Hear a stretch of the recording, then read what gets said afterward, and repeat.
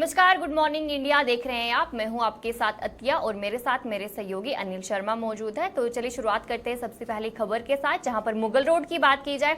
लगातार जिस तरीके से लोग जो है ये मांग कर रहे थे कि मुगल रोड को जल्द से जल्द ठीक किया जाए, जहां पर लोगों को काफ़ी दिक्कतों का सामना जो है वो करना पड़ रहा है। वहीं पर अगर हम बात करें मुगल रोड की, तो 6 महीने से ज़्यादा मुगल रोड वो बंद था। उसके बाद लोगों की यही मांग थी कि हमें काफ़ी दिक्कतों का सामना करना पड़ रहा है। जितने भी पीर पांजल इलाके के जो लोग हैं उनका यही कहना था कि हम कश्मीर की तरफ जाना चाहते हैं, लेकिन मुगल रोड जो है जिस तरीके से बंद है, हम वहाँ पर नहीं जा पाते हैं, जहाँ पर काफ़ी दिक्कतों का सामना जो है वो करना पड़ता है। जहाँ पर अगर हम बात करें 6 महीने से ये रोड बंद था, और जिस तरीके से बात की जाए नवंबर में पिछले साल ये रोड बंद किया गया था, जहां पर उसके बाद जो है लगातार बर्फबारी हो रही थी, जिसकी वजह से मुगल रोड जो है बंद ही रहा था। जहां पर ये बताया गया था कि हो सकता है कि मुगल रोड जो है अप्रैल और मई में खोला जाए, लेकिन अप्रैल और मई में भी जिस तरीके से देखा गया कि लगातार जो बर्फ़ थी वो लगातार वहाँ पर पड़ रही थी, उसके बाद मुगल रोड को जो है बंद किया गया था। उसके बाद जो है अगर बताया जा रहा है कल जहाँ पर बात की जाए मुगल रोड की, तो डिप्टी कमिश्नर जो है पुंछ यासीन चौधरी ने कल मुगल रोड से जो है अगर हम बात करें ट्रैफिक को, उसे अलाउ किया था, सिंगल लेन में ही ट्रैफिक को अलाउ किया था, जहां पर लोग लगातार ये मांग कर रहे थे कि मुगल रोड को जल्द से जल्द खोला जाए। वहीं पर कल जो है मुगल रोड को 6 महीने के बाद जो है वो खोला गया। ज़्यादा जानकारी के लिए हमारे साथ आकाश मलिक मौजूद है। आकाश, जिस तरीके से बात की जाए, लोग इतने टाइम से जो इंतजार कर रहे थे, तो कितनी खुशी जो है लोगों में नजर आ रही है? मैं आपको बताता चलूं, लोगों में इस वक्त बहुत खुशी का माहौल है, क्योंकि ये जो राजौरी पुंछ को जोड़ने वाली मशहूर सड़क मुगल शाहरा है, इस पे जो है लोगों को जो है मेडिकल फैसिलिटी श्रीनगर में अच्छी मिलती है। वहीं बात करें और भी ताजर जो है काम काज के लिए जाते हैं श्रीनगर, तो जम्मू से होके जाना पड़ता है, तो वो एक लोगों के लिए बड़ा दूर पड़ता है। तो इसलिए लोगों ने कई बार, हमने भी इसको जो है खबर में दिखाया और कई बार लोगों ने डिमांड की, और हाल ही में जो डिप्टी कमिश्नर पुंछ ने ज्वाइन करते फर्स्ट विजिट जो है मुगल रोड की, उसके बाद जो है उनने जो मुगल रोड डिपार्टमेंट को इंस्ट्रक्शन थी कि विद इन 2 या 3 डेज में जो है ये इस रोड को क्लियर किए थे।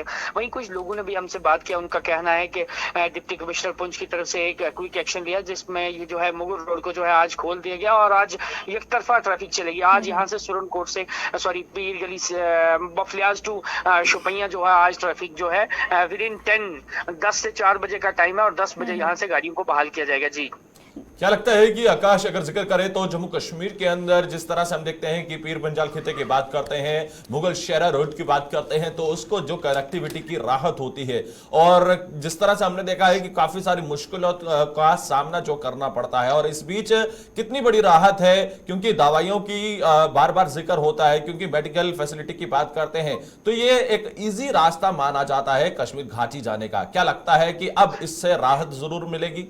हाँ जी अनिल, उस हवाले से बात करें, कई बार हमने देखा कि जब कोई बीमार होता है वो वाया जम्मू से होके जाता है, जो मिनटों का सफर घंटों से लगता है, एक दिन का सफर 2 दिन में लगता है, यहाँ से 3 या 4 घंटे में लोग श्रीनगर पहुंचते हैं। ये लोगों के लिए एक बहुत राहत का सामना है, और इस वक्त लोगों के बीच में काफी खुशी का माहौल है कि जो मुगल शाहरा एक बार फिर ट्रैफिक के आमदोरफ्त के लिए खोल दिया गया। जी, एक आखिरी सवाल मैं पूछना चाहूंगी आकाश, जिस तरीके से जो है अगर हम मुगल रोड की बात करें, जहाँ पर जो सिंगल लेन जो ट्रैफिक को अलाउ किया है, तो ये बताइएगा कि वहाँ पर क्या ट्रैफिक जैम बना हुआ है या फिर ट्रैफिक जो है स्मूथली जा रहा है?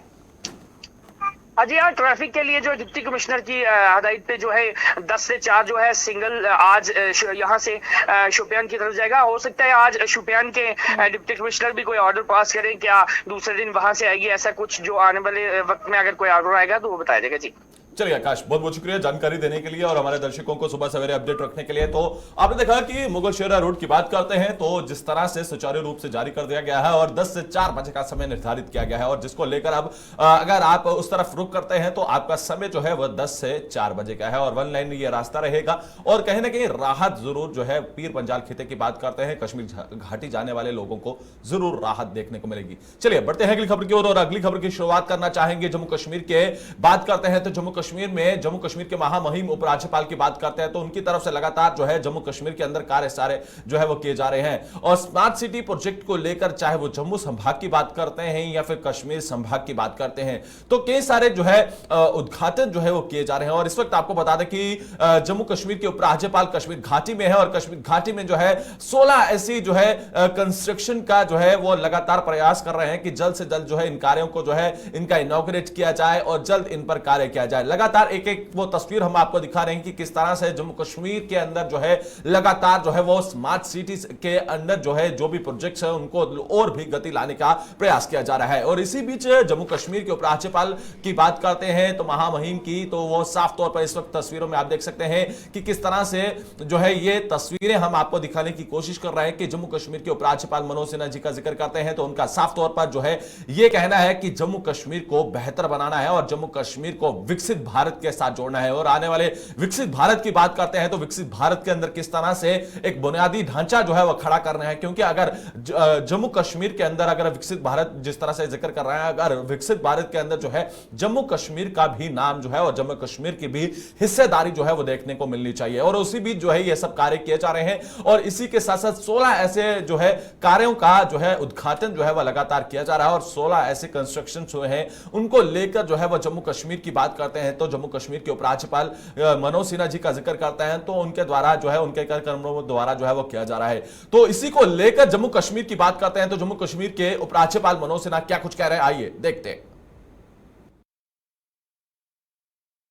श्रीनगर स्मार्ट सिटी के 3 परियोजनाओं प्रोजेक्ट और 11 अर्बन लोकल बॉडीज के 16 बड़े development project, 10 urban local bodies में 9 सॉलिड वेस्ट मैनेजमेंट से जुड़े प्रोजेक्ट का लोकार्पण सुबह से लेकर अब तक आज हुआ है। मैं समझता हूं आम नागरिकों की सेवा में ये सभी प्रोजेक्ट समर्पित किए गए। सभी शहरों का पूरी तरह से विकास हो, सभी शहरों में रहने वाले नागरिकों का जीवन खुशहाल हो, समृद्ध हो, इस दिशा में जम्मू कश्मीर प्रशासन लगातार प्रयास कर रहा है। मैं मानता हूं कि श्रीनगर तथा अन्य शहरों में आम नागरिकों को समर्पित यह प्रोजेक्ट्स इन शहरों को तरक्की की नई ऊंचाइयों पर ले जाएंगे। पोलो व्यू मार्केट में परिवर्तन की वजह से भविष्य में नागरिकों को न सिर्फ शॉपिंग का बेहतर अनुभव मिलेगा बल्कि शॉपकीपर्स का बिजनेस भी काफी मात्रा में बढ़ने वाला है। जम्मू कश्मीर प्रशासन विरासत एवं विकास दोनों साथ साथ, विकास हो और विरासत खत्म हो जाए ऐसा काम हम नहीं कर रहे। जो कश्मीर की विरासत है उसको साथ साथ सहेजते हुए विकास भी हो इसकी कोशिश हो रही है और नागरिकों की आशाएं और आकांक्षाएं जो हैं उनको कैसे पूरा किया जाए अनवरत अथक प्रयत्न हमारे प्रशासन के सभी सहयोगी कर रहे हैं। जिस तरीके से आपने सुना एलजी मनोज सिन्हा ने, अगर हम बात करें श्रीनगर की तो श्रीनगर में जो स्मार्ट सिटी प्रोजेक्ट्स है वो वहाँ पर इनॉग्रेट किए ताकि श्रीनगर को जो है एक स्मार्ट सिटी बनाने का जो है पूरी तरीके से कोशिश की जा रही है। जहाँ पर जम्मू कश्मीर की ही बात करें तो पूरी कोशिश जो है एडमिनिस्ट्रेशन की तरफ से की जा रही है कि जम्मू कश्मीर को एक स्मार्ट सिटी बनाया जाए। इसी सिलसिले में जो एलजी मनोज सिन्हा ने कश्मीर की बात करें तो कश्मीर में ऐसे प्रोजेक्ट्स लॉन्च किए हैं जिसकी वजह से जो कश्मीर है वो स्मार्ट सिटी की तरफ जो है वो बने।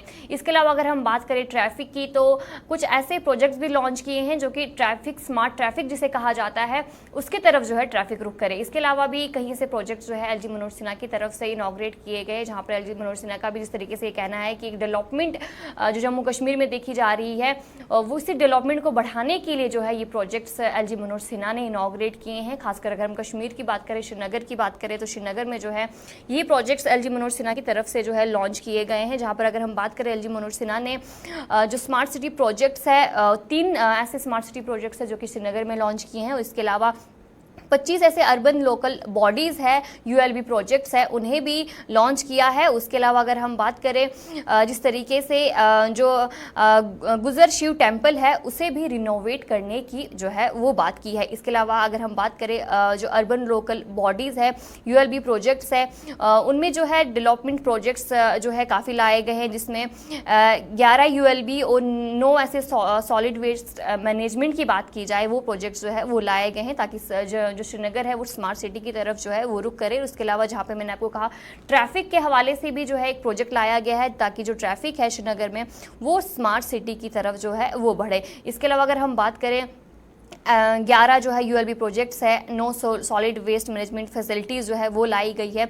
इसके अलावा एलजी मनोज सिन्हा ने जहाँ पे ये कहा कि इन प्रोजेक्ट से जो अर्बन इंफ्रास्ट्रक्चर है वो काफ़ी बूस्ट होगा, जिसकी वजह से श्रीनगर जो है वो स्मार्ट सिटी बन सकता है। तो इसी के साथ साथ आपको ये भी जानकारी दे दें कि आने वाले समय में जम्मू कश्मीर की बात करते हैं तो जिस तरह से दिल्ली और चंडीगढ़ की तर्ज पर आप देखते हैं कि वहां पर जो मार्केट होती है उसी की तर्ज पर जो है वो आप कश्मीर घाटी के अंदर भी जो है इसी तरह की मार्केट खोलने का जो है वो लगातार कार्य किया जा रहा है। और आने वाले समय में इसी तरह की मार्केट जो है वो कश्मीर घाटी के अंदर आपको देखने को मिलेगी। दिल्ली की अगर हम बात करते हैं, करोल बाग, चांदनी चौक की बात करते हैं तो वहां पर आप देखते हैं कि किस तरह से एक मार्केट का जो है वह लगाई जाती है। मगर उसी बीच जो है अब ये जानकारी मिल रही है कि दिल्ली और चंडीगढ़ की तर्ज पर जो है वो अब कश्मीर घाटी के अंदर भी इसी तरह की एक मार्केट देखने को मिलेगी और आने वाले समय में जो है एक राहत जो है जम्मू कश्मीर के वासियों को जरूर देखने को मिलेगी। जम्मू कश्मीर की बात करते हैं तो जम्मू कश्मीर को लेकर जिस तरह से लगातार स्मार्ट सिटी के कार्य किए जा रहे हैं और जम्मू कश्मीर के अंदर विकास कार्य किए जा रहे हैं तो कहीं ना कहीं स्वाभाविक बात है कि जम्मू कश्मीर के अंदर किस तरह से जो है जिस तरह से विकसित भारत की बात करते हैं तो जम्मू कश्मीर भी पूरी तरह से अपना योगदान देता हुआ नजर आ रहा है। चलिए बढ़ते हैं अगली खबर की ओर। अगली खबर की शुरुआत करना चाहेंगे बिश्नाई इलाके की बात करते हैं तो वहां से एक दुखद खबर है और भारत की अगर हम बात करते हैं, भारत के नेवी ऑफिसर जिस तरह से पैराट्रूपर की बात करते हैं तो अपनी सेवा देते देते जो है वो वीर गति को प्राप्त होते हैं और देश की आन बान शान जो है वो लगातार जिस तरह से हमारी सेना की बात करते हैं, चाहे वो नेवी ऑफिसर है, चाहे वो जम्मू कश्मीर पुलिस का जवान है या फिर भारतीय सेना का जवान है, लगातार सेवाएं जब देते हैं तो हम आपको बता दें कि किस तरह से अपनी सेवा देते देते जो है अपनी जान को भी निछावर कर देते हैं। और इसी बीच एक ऐसा दुखद घटना जो है वो पेश आई है और आपको बता दें कि ये दुखद घटना जो है बिश्ना के इलाके में पेश आई है और जिस तरह से ये जानकारी अपने दर्शकों को अपडेट करने की कोशिश कर रहे हैं कि जम्मू कश्मीर के अंदर जिस तरह से एक वाकया पेश आता है और इस वाकये के अंदर जिस तरह से जम्मू कश्मीर की बात करते हैं, नेवी ऑफिसर हैं और नेवी ऑफिसर क्या लगता है कि अतिया इस तरह से घटना पेश आना और जिस बीच ये दुखद खबर आती है जब ये पैराशूट से उतर रहे होते हैं और हाई टेंशन वायर में जो है इनका पैराशूट जो है वो अटक जाता है और उस बीच जो है काफी घायल हो जाता है। घायल होने के बाद जो है इनको सेना के अस्पताल में भर्ती कर दिया जाता है और उस बीच जो है जख्मों के ताब ना सहते हुए जो है ये वीर गति को प्राप्त हो जाते हैं। तो क्या लगता है कि पूरे परिवार के अंदर इस समय दुखों का पहाड़ है और जिस तरह से ये भी बताया जा रहा है कि एक वेल ट्रेंड ऑफिसर थे और मॉक्स की ट्रेनिंग भी ये इन्होंने पाई हुई थी और तस्वीर आप देख सकते हैं कि बिश्ना के इलाके में इस समय पूरा दुखों का पहाड़ जो है वो टूट चुका है और बिश्ना का ये बेटा आज जो है जिस तरह से जानकारी देने की कोशिश कर रहे हैं कि वीर गति को प्राप्त हुआ है और अपनी ड्यूटी के दौरान, हालांकि ड्यूटी के दौरान जब ये पैराशूट के द्वारा जब ये उतर रहे थे एक हाई टेंशन वायर, ये उस समय ट्रेनिंग पे थे और ट्रेनिंग के दौरान जो है ये पूरी जो है वाकया पेश आता है जिस बीच जो है ये पूरी घटना जो है वो पेश आती है जिसमें आपको बता दें कि वीर गति को प्राप्त होते हैं। अतिया क्या लगता है कि जम्मू कश्मीर की बात करते हैं तो जम्मू कश्मीर से कई सारे ऐसे वीर जन्मे हैं जिन्होंने भारत माता की और भारत के लोगों की पूरी तरह से रक्षा की है।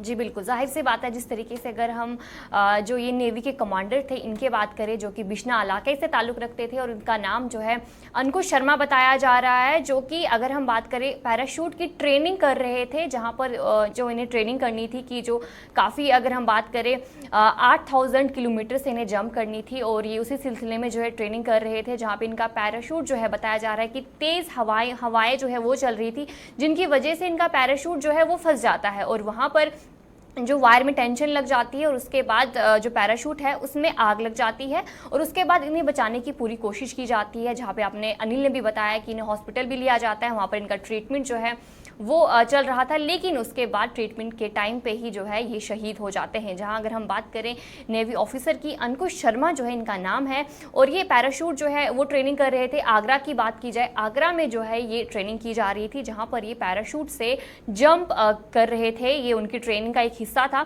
जहाँ पर इनका पैराशूट स्टक हो जाता है यानी कि फंस जाता है और ये बताया जा रहा है उस टाइम पे तेज़ आंधियाँ जो है वो चल रही थी जिसकी वजह से जो इनका पैराशूट है वो हाई वोल्टेज पावर में फंस जाता है जिसकी वजह से पैराशूट में आग लग जाती है और आग लगने की वजह से काफ़ी जख्मी भी हो जाते हैं। जख्मी होने के बाद इन्हें इनका ट्रीटमेंट भी करवाया जाता है, लेकिन ये जो है अगर हम नेवी ऑफिसर की बात करें ये शहीद हो जाते हैं। और वहीं पर इनके घर वालों से भी बातचीत की है, इनके घर वालों का क्या कुछ कहना है सबसे पहले आइए सुनाते हैं।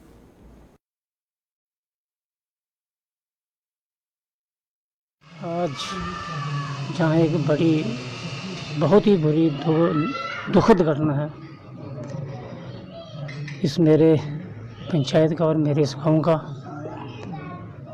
अंकुश शर्मा, उनके पिता का नाम है श्यामलाल शर्मा जी। वो आज से 12 साल पहले नेवी में भर्ती हुए थे और ठीक वो रात के 9-10 बजे के करीब वो शहीद हुए हैं। उनकी यूनिट थी वो विशाखापट्टनम में थी, लेकिन वो उनकी ट्रेनिंग जो है वो आगरा में चल रही थी, कमांडो की ट्रेनिंग। वो कहता है, वो उनका एक साथी आया था, वो कहता है ये कमांडो से भी एडवांस कहते हैं इनको, वही जो कमांडो होते हैं उनसे भी जो आगे होते हैं, उनकी ट्रेनिंग जो वो चल रही थी। वहाँ 5-6 दिन जहाँ सुबह वो जंप करते थे, रात को कोई उनके साथ और भी कुछ लड़के थे जो 28-29 लड़के थे। लोकेशन उनको सुबह बताई गई थी कि जहाँ कहाँ अपने उतरना है। बाकी वाले जो थे वो सही अपने अपने ठिकाने में पहुंच गए, लेकिन जो अपने ठिकाने से थोड़ा कहीं आगे पीछे हो गया। वहाँ नीचे कोई हाई टेंशन वायर थी, उससे टकराया और उससे टकराने के बाद वो नीचे गिरा। फिर उनके जो 2 साथी थे उन्होंने उठाया और हॉस्पिटल लिया। हॉस्पिटल वो 1-2 घंटा वो सही रहे, सांस ले रहे थे। उनको यकीन था कि ये शायद सही ठीक हो जाए, लेकिन भगवान को ये मंजूर नहीं था। जैसे ही आज हमारे गांव में सुबह जब पता चला, इस गांव में नहीं लेकिन पूरी पंचायत में जो है वो मातम छा गया है। उनका पार्थिव शरीर कब तक पहुंचने की उम्मीद है? पता चल अभी जो उसका बड़ा भाई जो प्रदीप है वो वहाँ अभी सुबह निकला था। तो आपने देखा कि किस तरह से अगर हम बात करते हैं तो वीर गति को प्राप्त हुए हैं और बेहद दुखद खबर जो है पूरे बिश्ना के इलाके और पूरे भारत को झकझोर कर रख दी है। और कहीं ना कहीं अगर वेल ट्रेंड ऑफिसर्स की बात करते हैं तो उनमें से एक थे, और वहीं पर आपको बता दें कि वीर गति को प्राप्त होते हैं। चलिए बढ़ते हैं अगली खबर की ओर, और अगली खबर की शुरुआत करना चाहेंगे कश्मीर घाटी की बात करते हैं तो धारा 370 हटने के बाद जो है मंदिरों के अंदर जो है वो घंटियों की धुन जो है वो सुनाई पड़ी है। और धारा 370 हटने के बाद कश्मीर घाटी की बात करते हैं तो जम्मू कश्मीर की तस्वीर बदली है। और जम्मू कश्मीर की बात करते हैं तो किस तरह से कश्मीर घाटी के अंदर जो है वो मंदिरों के अंदर जो है घंटियों की धुन जो है वो सुनाई पड़ रही है, और इसी बीच वहां पर पूजा अर्चना भी देखने को मिल रही है। और आपको बता दें कि जम्मू कश्मीर के उपराज्यपाल मनोज सिन्हा जी की जिक्र करते हैं तो किस तरह से कल जो है कश्मीर घाटी के शिव मंदिर और एंशियंट शिव मंदिर की बात करते हैं और प्राचीन शिव मंदिर की बात करते हैं तो वहां पर जिस तरह से कंस्ट्रक्शन की बात करते हैं तो उस कंस्ट्रक्शन की शुरुआत की गई है और किस तरह से पूजा अर्चना की गई है। चलिए आइए देखते हैं। हरि ओम ओम स्वस्ति न इंद्रो वृद्धश्रवाः स्वस्ति न भूपा विश्ववेदाः स्वस्ति नस्तारिक्ष्वरिष्ठनेमि स्वस्ति नो बृहस्पतिः स्वरभिना मुखो परब्रणाय गुंकितारिकता दधिष्णानयं जलं समर्पयामि। ओम घृतस्नानम् ओम घृतम् विमुक्षे घृतमस्य जोनिकृते श्रुतो घृतम् अवरोक्ष्यव्यम्। ओम भगवते श्री श्री सांब सदाशिवाय नमः। द्वादश ज्योतिर्लिंगाय नमः। ओम श्रियै नमः। शर्करा स्नानं मधुस्नानं ते शुद्धोदक स्नानं समर्पयामि गंगे प्रतिगृह्यतामः। ओम श्रियै नमः। भगवते श्री सांब सदाय नमः। ओम श्री लक्ष्मी नारायणाभ्यां नमः। ओम उमा महेश्वराभ्यां नमः। ओम नमः। ओम ग्राम देवताभ्यो नमः। ओम कुल देवताभ्यो नमः। ओम स्थान देवताभ्यो नमः। ओम वासुदीपं दर्शयामि। ओम धूरति धूरति धूपं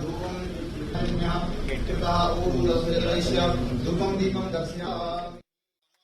तो आपने देखा कि किस तरह से जम्मू कश्मीर के उपराज्यपाल मनोज सिन्हा जो है वो साफ तौर पर पूजा अर्चना करते हुए नजर आए हैं। और मंदिरों की घंटियों की धुन की बात करते हैं तो मंदिरों की घंटियों की धुन और पूजा अर्चना कश्मीर घाटी के अंदर देखने को मिल रही है, जहां पर पत्थरबाजी और किस तरह से हड़तालें देखने को मिलती थी, मगर अब वो तस्वीर बदलती हुई नजर आई है। और इस मंदिर की बात करते हैं और प्राचीन मंदिर की बात करते हैं, शिव मंदिर की बात करते हैं, तो अब इसकी जो है अब दोबारा से जो है कंस्ट्रक्शन की जाएगी और कहीं ना कहीं एक बड़ा सुनहरा मौका है। और कश्मीर घाटी की तस्वीर जिस तरह से बदलती हुई नजर आ रही है। और इससे पहले ठीक आपको बता दें कि जम्मू कश्मीर के अंदर आपको याद होगा कि धारा 370 हटने से पहले कश्मीर घाटी के अंदर किस तरह से अतिया वहां पर बंद की कॉल होती थी, कैलेंडर जारी किए जाते थे, पत्थरबाजी तक देखने को मिलती थी, आतंकवाद किस तरह से वह चरम सीमा पर नजर आता था, मगर अब आतंकवाद की पूरी तरह से कमर तोड़ी गई है। और उसी बीच जो है अब मंदिरों के अंदर जो है घंटियों की धुन जो है वो सुनाई पड़ रही है।